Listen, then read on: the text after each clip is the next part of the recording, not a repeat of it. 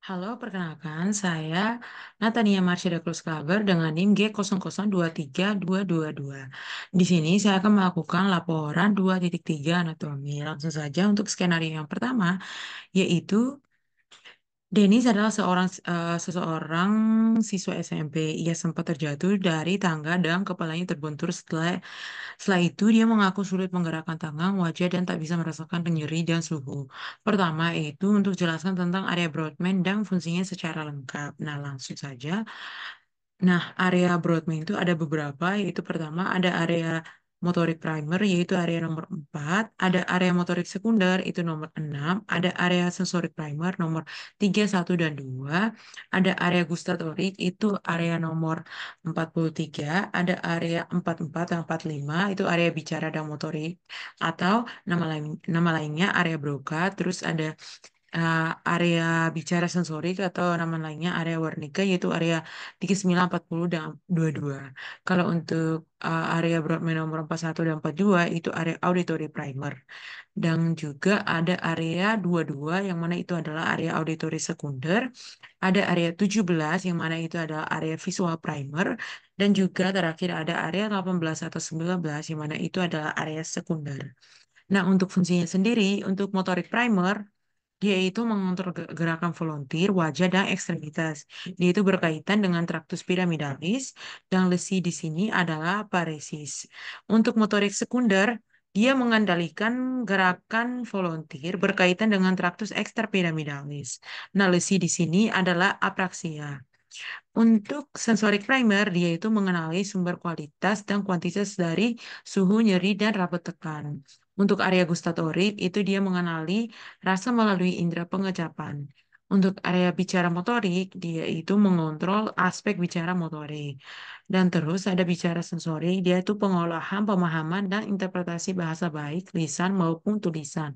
Contohnya, lesi pada area Broca dapat menyebabkan seseorang dapat memahami isi pembicaraan namun tidak dapat memberikan respon atau afasia motorik.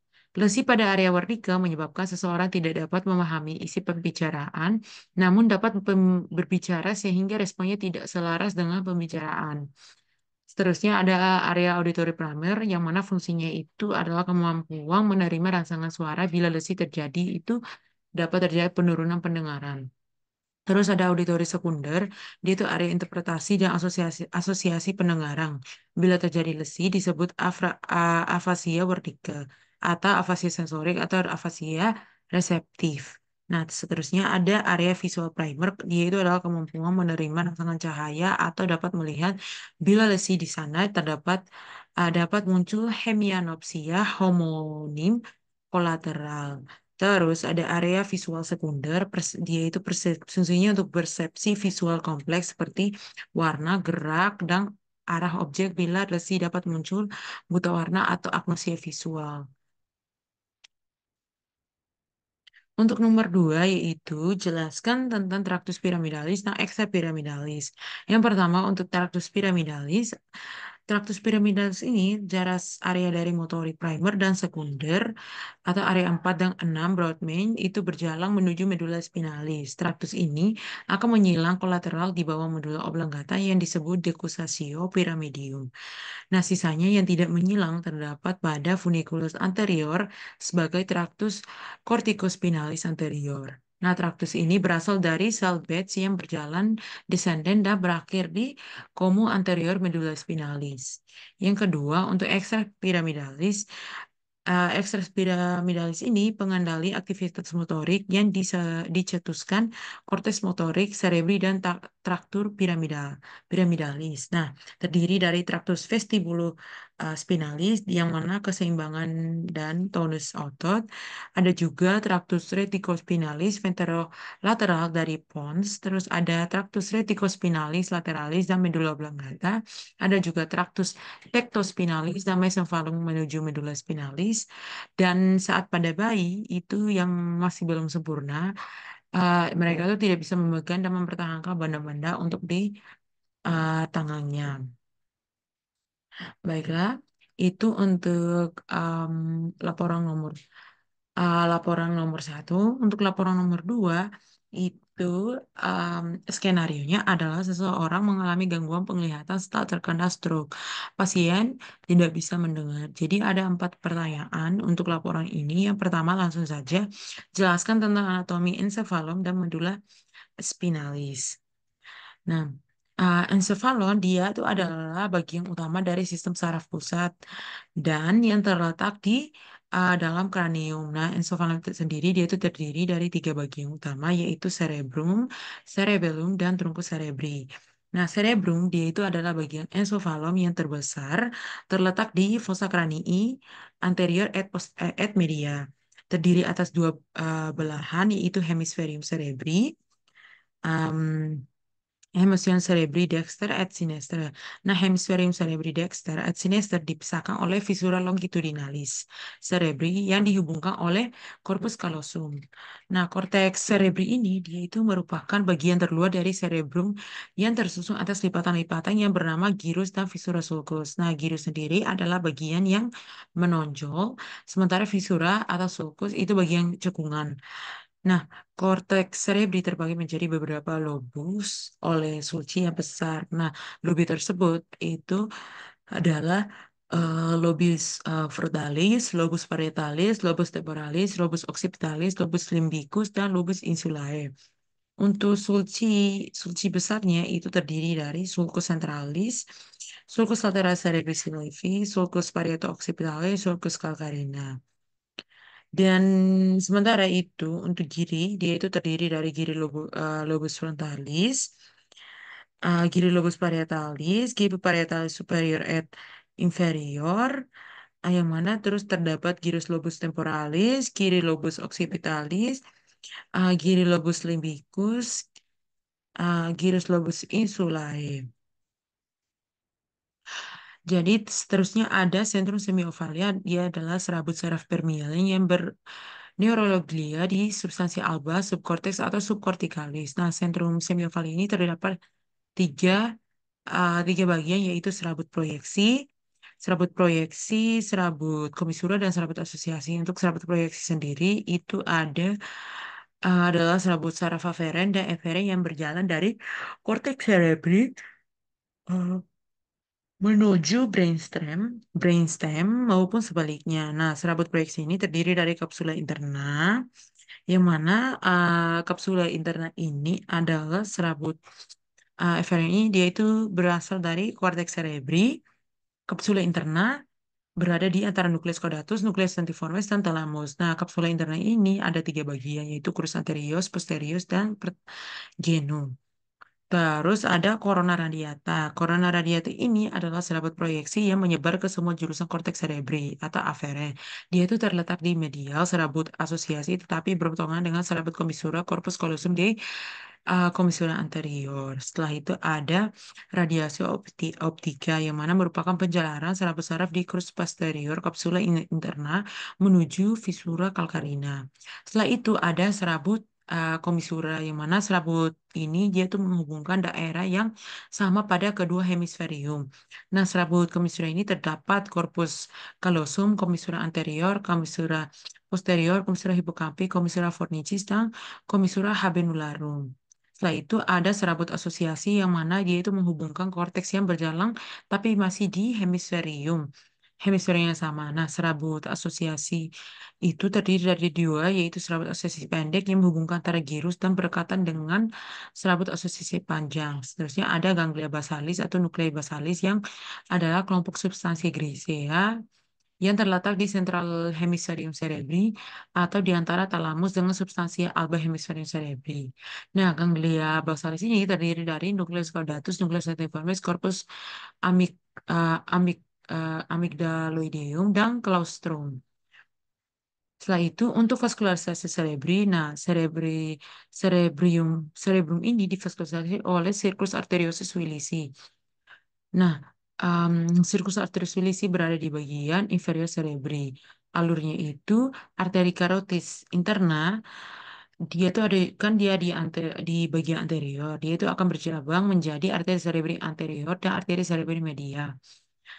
Seterusnya, dua arteri vertebralis yang di bagian posterior akan bersatu menjadi arteri basilaris yang memvaskularisasi truncus cerebri, kemudian bercabang menjadi arteri cerebri posterior.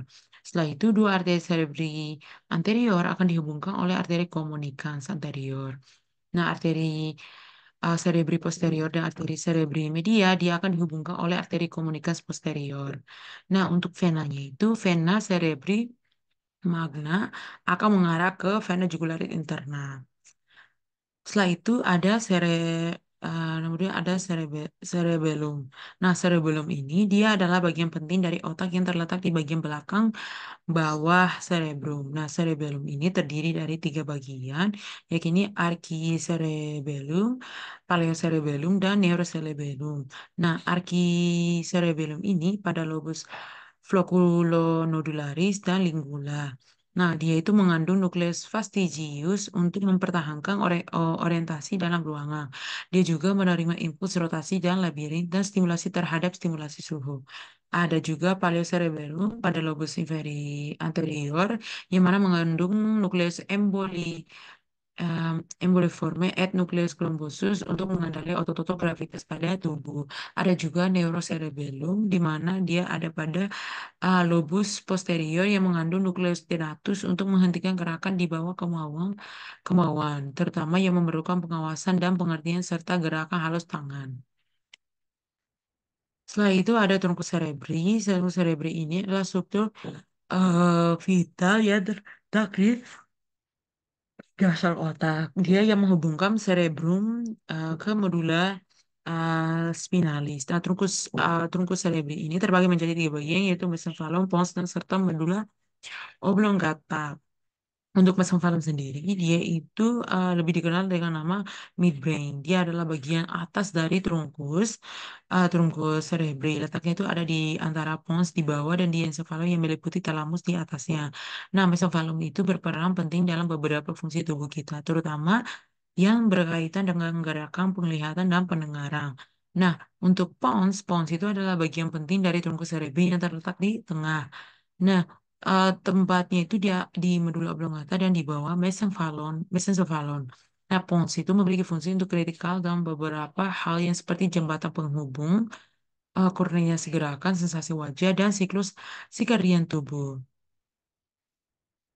Untuk medula oblongata sendiri, dia itu adalah bagian vital dari trunkus cerebri yang terletak di bagian paling bawah. Nah, medula oblongata ini eh, ben- berperan paling penting sebagai penghubung antara otak dan medula spinalis.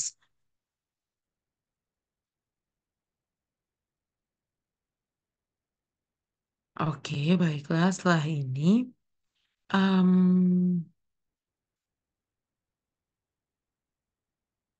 untuk medula spinalis sendiri, dia itu lebih dikenal dengan sumsum tulang belakang. Nah, medula spinalis sendiri, dia itu adalah struktur penting dalam sistem saraf pusat yang terletak di dalam tulang belakang. Dia itu berbentuk seperti tabung panjang dan rapuh. Medula spinalis terbentang dan terungkus cerebri di bagian atas hingga bagian bawah punggung. Nah, medula spinalis dia itu ada bagian struktur internalnya dan eksternalnya. Untuk yang eksternalnya itu ada visura media anterior, sulcus mediana posterior, sulcus anterolaterales, tempat keluarnya radix anterior, radix efferent atau radix motori. Terus ada sulcus posterior yang tempat keluarnya radix posterior, radix efferent, radix sensori. Nah, untuk struktur internal sendiri pada medula spinalis itu ada substansi alba yang warnanya putih karena isinya adalah serabut saraf yang terhubung mielin. Seterusnya ada substansi alba itu menjadi tiga yaitu funiculus anterior, funiculus lateral, dan posterior. Ada juga substansi grisia yang akan ada warnanya itu abu-abu. Nah, setelah itu untuk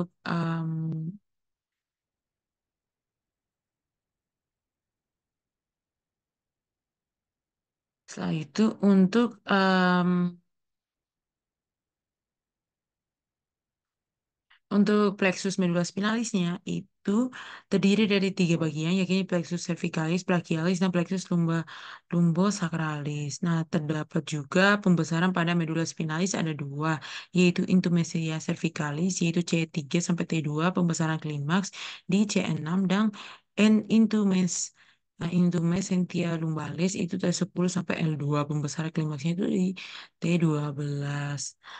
Baiklah, setelah itu lanjut ke pertanyaan selanjutnya, yaitu jelaskan tentang anatomi nervus cranialis dan tempat keluarnya. Nah, nervus cranialis ini adalah nervus-nervus yang keluar dari otak yang berjumlah 12 dan masing-masing memiliki peranan tersendiri. Setiap nervus yang keluar mempunyai jarak sensor aferen dan maaferen. Penamaan nervi cranialis pun sebagai dengan fungsi yang diperankan di ciri khas yang dimiliki. Nah, pertama ada nervus olfactorius yang mana olfaction itu arti katanya tuh olfaction itu smelling dan pembau. Untuk nervus kedua dua itu nervus opticus itu optik itu sight atau melihat. Ada nervus tiga nervus oculomotorius motor of the ocular eye, dia itu menginervasi otot pergerakan bola mata. Terus ada nervus trochlearis, dia itu trochlear itu plane menginervasi musculus oblique superior, yang mana pada suatu musculus extraocular yang menarik atau pull bola mata ke atas. Ada nervus kelima, yaitu nervus trigeminus. Seterusnya ada nervus enam, yaitu abducens, yang mana abdo itu menjauhi linear misagittal dan menginervasi otot rectus lateralis dengan fungsi menggerakkan bola mata ke lateral. Setelah itu ada nervus 7 atau nervus facialis atau face karena dia itu menginervasi otot mimik wajah. Terus ada nervus 9 atau nervus vestibulocochlearis. Vestibulo itu artinya keseimbangan dan cochlear itu pendengaran. Untuk nervus 10 itu nervus glosopharyngeus, glosso itu glossus atau lidah, dia itu menginervasi taste bud lidah 1/3 posterior, dan pharyngeus itu faring, menginervasi salah satu otot faring yaitu musculus stylopharyngeus. Setelah itu nervus 11, nervus vagus, vagal itu tandanya wandering, exploring atau menjela kemana-mana. Nervus vagus ini adalah salah satunya nervus cranial yang menginvasi sangat jauh, bahkan hingga organ viscera. Ada juga nervus 2, yaitu nervus accessorius, dan juga nervus 3, nervus 2 juga adalah nervus hypoglossus.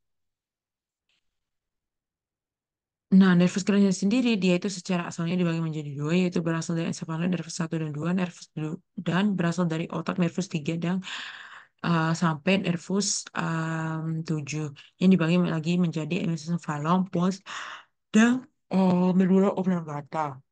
Nah, tempat keluar nervus cranialis ini em, itu untuk nervus olfaktoriusnya, tempat keluarnya itu adalah bulbus olfaktorius. Kalau nervus opticus atau nervus 2 itu tempat keluarnya chiasma opticum. Untuk nervus oculomotorius itu fossa interpendicularis. Kalau untuk nervus trochlearis atau nervus 4, tempat keluarnya itu caudal collicus inferior.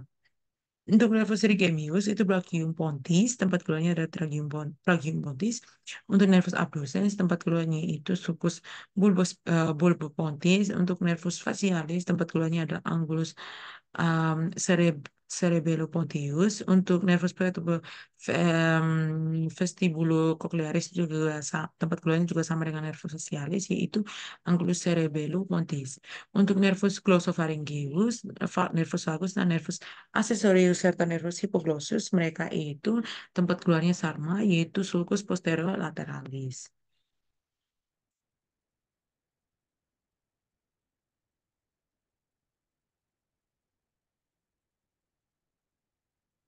Baiklah, setelah ini untuk pertanyaan selanjutnya, jelaskan tentang circulus arteriosus filisi. Nah, circulus arteriosus filisi atau sering disebut dengan circle of Willis, dia itu adalah salah satu jaringan anastomosis arteri yang berada di dasar otak. Nah, struktur ini memainkan peran yang sangat penting dalam suplai darah ke otak dan memberikan jalur alternatif jika terjadi penyumbatan di salah satu arteri utama.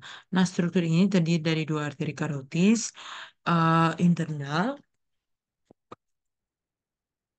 Dexter at sinister, dua arteri cerebral anterior, arteri komunikasi anterior, dua arteri cerebral posterior, dan dua arteri komunikasi posterior.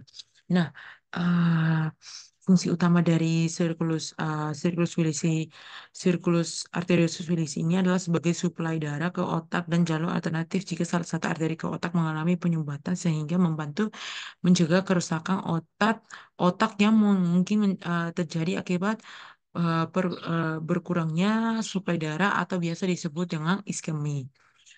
Setelah itu ada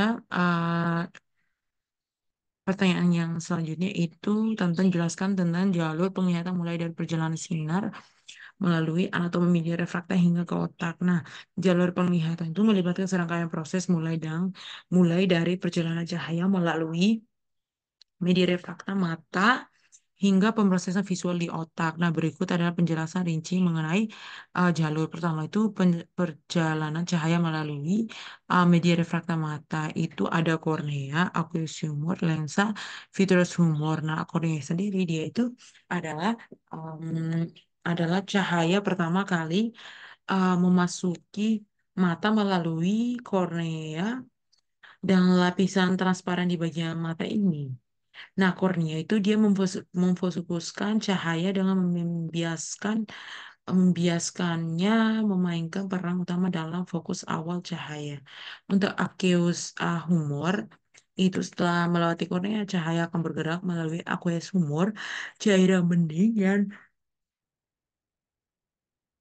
yang mengisi ruang antara kornea dan lensa. Nah, aqueous humor ini membantu membiaskan cahaya lebih lanjut. Setelah itu ada lensa yang cahayanya itu kemudian mencapai lensa struktur transparan yang dapat berubah menjadi dapat bentuk dan memfokuskan cahaya secara lebih tepat ke retina. Nah, proses ini disebut akomodasi yang memungkinkan mata memfokuskan cahaya dan dari berbagai um, jarak. Setelah itu vitreous humor setelah melewati lensa, nah cahaya akan bergerak melalui vitreous humor zat seperti gel yang mengisi bagian dalam bola mata dan membantu mempertahankan bentuknya.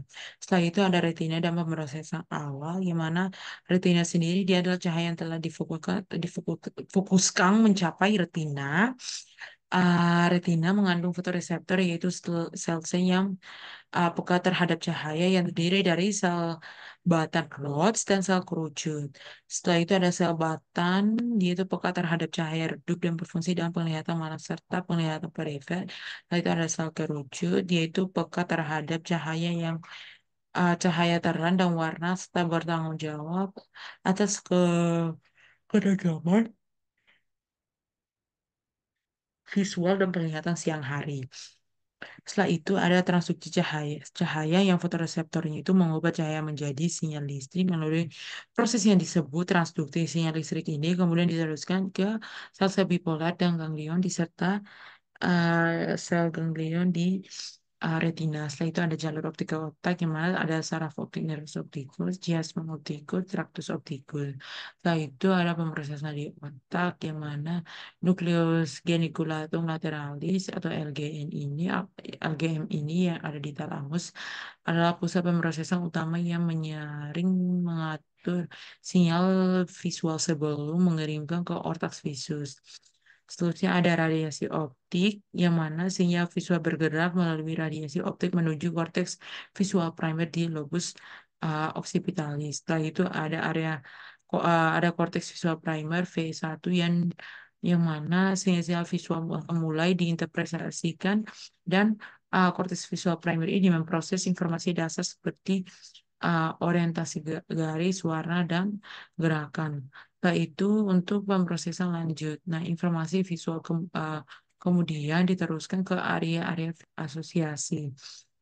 Nah, untuk pemrosesan yang lebih kompleks termasuk pengenalan objek, persepsi kedalaman, dan interpretasi dengan informasi sensoris lainnya.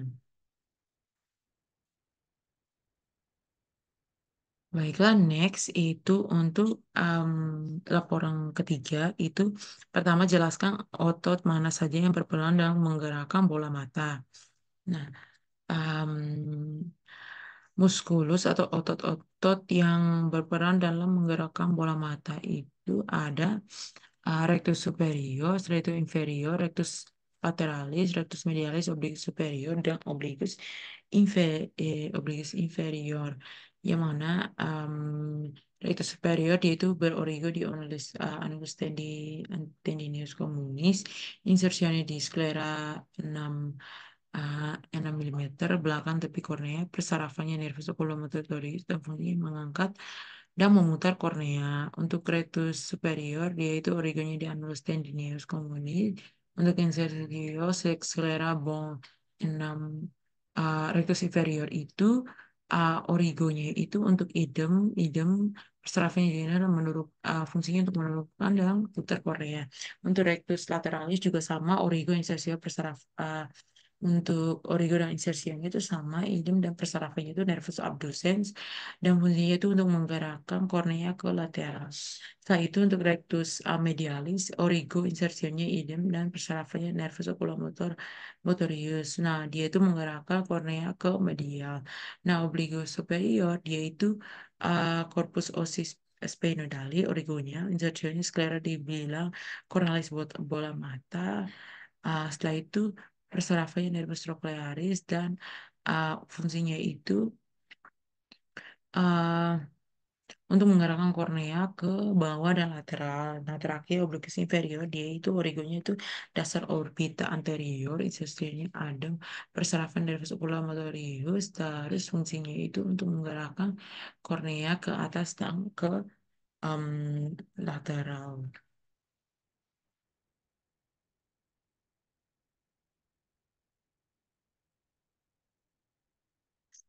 Nah, otot yang berperan dalam menggerakkan bola mata ini juga adalah di sini em, melirik ke atas dan kiri itu mata kanan nervus yang akan berperan menggerakkan bola mata itu adalah nervus obliquus inferior pada mata yang kanan, nervus rectus superior di pada mata yang kiri, terus melirik ke kiri itu mata kanan musculus rectus medialis, mata kiri musculus rectus lateralis. Untuk melirik ke kanan itu mata kanan musculus rectus lateralis, mata kiri musculus rectus medialis. Nah, untuk melirik ke bawah kanan itu mata kanannya musculus rectus inferior, mata kiri itu musculus obliquus superior. Nah, terakhir melirik ke bawah itu mata kanan musculus obliquus superior dan mata kiri musculus rectus inferior. Yang ketiga adalah perbedaan syaraf simpatis dan parasimpatis. Nah, di dalam tubuh terdapat sistem saraf otonom yang bertanggung jawab atas pengaturan fungsi-fungsi tubuh yang involunteer seperti detak jantung, pernafasan, dan pencernaan.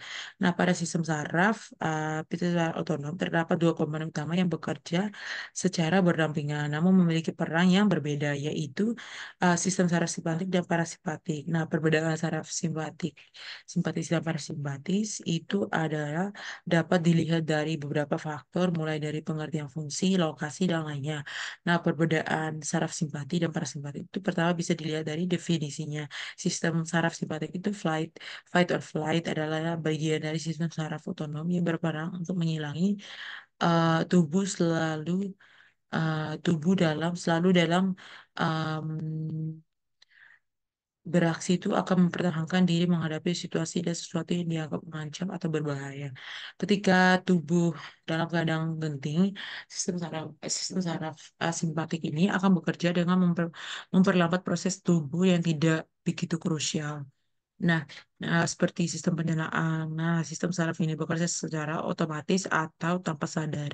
Saraf simpatis ini bekerja sama dengan parasimpatis untuk menjaga homeostasis tubuh yang keseimbangan mekanisme fisiologis uh, tetap agar tetap uh, tubuh itu berfungsi secara normal. Sementara itu sistem saraf parasimpatis um, rest um, sementara itu sistem saraf parasimpatis itu adalah bagian dari sistem otonom yang bekerja berlawanan dengan um, saraf simpatis.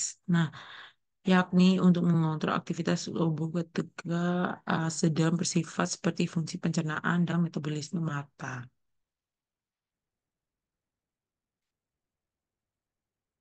Untuk perbedaannya adalah pada simpatis dia itu distribusinya dia itu segmen thoracolumbar, dia itu kulit, kelenjar, keringat maupun erektopi, jaringan adiposa, otopus dan membuluh darah.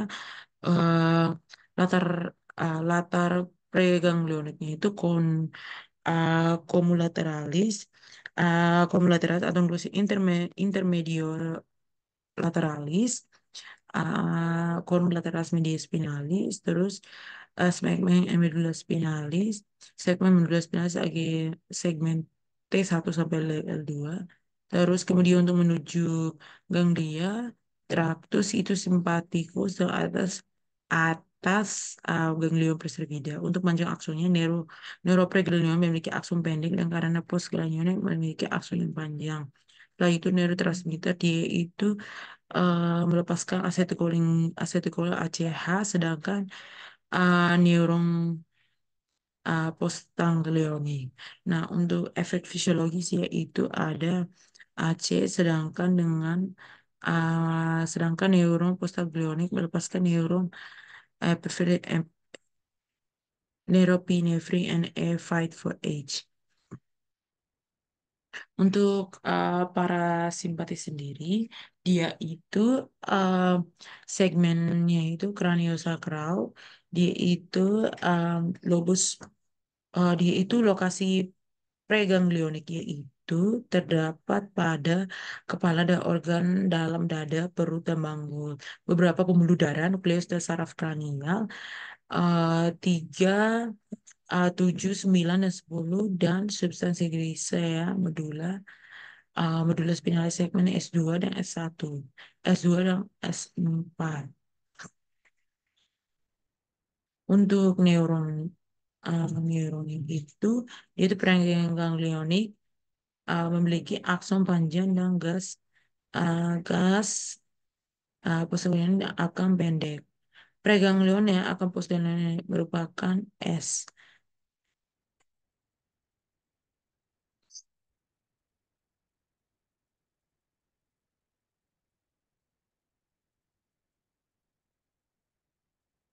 Nah, untuk yang C itu jelaskan tentang modalitas saraf kranial. Nah, modalitas saraf kranial ini ditentukan oleh satu arah rangsang, terus ada bentuk rangsangan yang diterima oleh organ, dan tiga asal-usul organ yang menerima rangsangan. Nah, em, arah rangsangan itu adalah jika perasaan tersebut berjalan dari sini ke kamu, em, dari mana arah rangsangan ini dia tuh dari mana akan menuju ke mana. Nah, aferen ini jika rangsangan tersebut berjalan dari reseptor organ ke pusat organ. Untuk eferen, dia itu rangsangan tersebut berjalan dari pusat saraf ke efektor organ. Nah, bentuk rangsangan yang diterima oleh organ itu ada dua juga, ada general dan spesial. Nah, rangsangan general itu ada rangsangan umum berupa nyeri, sakit, raba, tegang, panas, dingin, dan maka komponennya disebut eh, disebut sebagai general. Kalau spesial rangsangan khusus berupa rangsangan sensorik maupun motorik yang datang pada organ indera seperti mata, telinga, hidung, lidah juga dapat organ yang merupakan derivat dari arcus brachialis, maka komponennya disebut sebagai spesialis. Nah, asal-usul organ menerima rangsangan itu ada visceral, somatik, derivat arcus brachialis.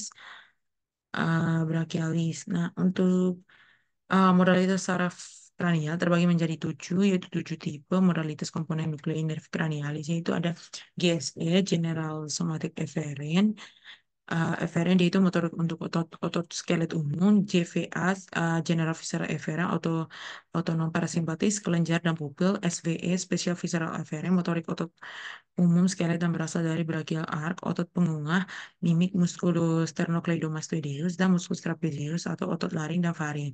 Terus ada KVA, General Visceral Afferent, sensorik umum pada organ visceral, nyeri, suhu, raba, dan tekan. Terus ada SVA, Special Visceral Afferent, sensorik untuk indera khusus derivat GIT, penciuman dan pengecapan hubungan dengan makan. Terus ada GSA, General Somatic Afferent, sensorik untuk tubuh, nyeri, suhu, dan nyeri tekan. Terus ada SSA, dia itu Special Somatic Afferent, sensorik untuk indera khusus dan tubuh. yaitu untuk visual keseimbangan pendengaran tidak ada hubungan dengan makanan. Baiklah, sekian untuk laporan 2.3 anatomi. Um, Sekian dari saya. Kalau ada salah perkataan atau perilaku, saya um, sekian meminta maaf dan terima kasih. Um, Terima kasih banyak.